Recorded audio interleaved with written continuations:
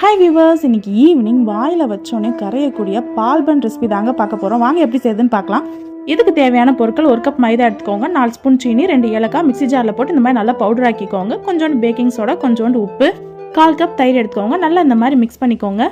First 1 time நம்ம சேர்த்துருக்க எல்லாத்தையும் இந்த மாதிரி நல்லா மிக்ஸ் பண்ணிக்கோங்க. அப்புறம் கொஞ்சம் தண்ணி ஊற்றி இந்த மாதிரி நல்லா அடிச்சு பேசுங்க. நெக்ஸ்ட் வாங்க சுகர் சிரப் ரெடி பண்ணிடலாம். 1/2 கப் சுகர் சேர்த்துக்கோங்க. 1/2 கப் தண்ணி இருந்தால் போதுங்க. லைட்டாக நம்மளுக்கு கரைஞ்சா போதும். கம்பி பதம் இதுக்கு வரவே கூடாதுங்க. 2 ஏலக்காவை நல்லா இடிச்சு சேர்த்துக்கோங்க. நெக்ஸ்ட் அடுப்பை ஆன் பண்ணிக்கோங்க. அதில் ஒரு பேன் வச்சுக்கோங்க. ஆயில் ஹீட் ஆனோடனே நம்ம ரெடி பண்ணி வச்சுருக்க மாவெல்லாம் குட்டி குட்டி பால்ஸாக போடுங்க. அப்போ தாங்க குட்டீஸ்லாம் ரொம்பவே விரும்பி சாப்பிடுவாங்க. நெக்ஸ்ட் நல்லா ப்ரௌன் ஆனோடனே அப்படியே எடுத்து நம்ம சுகர் சிரப்பில் மாற்றிடுங்க. உங்களுக்கு இனிப்பு ரொம்ப பிடிக்கலன்னா அப்படியே 10 நிமிஷம் விட்டு நீங்கள் அப்படியே எடுத்து சாப்பிட்டுலாங்க. இல்லைங்க எனக்கு ரொம்ப ஜூஸியாக இருந்தால் தான் பிடிக்கும் அப்படின்னீங்கன்னா ஒரு 1 hour 2 hour அப்படியே விட்டுருங்க. சூப்பராக ரெடி ஆயிருங்க. அப்படியே எடுத்து சாப்பிட்டு பாருங்க. அப்படியே வாயில் வச்சோன்னே அல்வா மாதிரி கரையுங்க.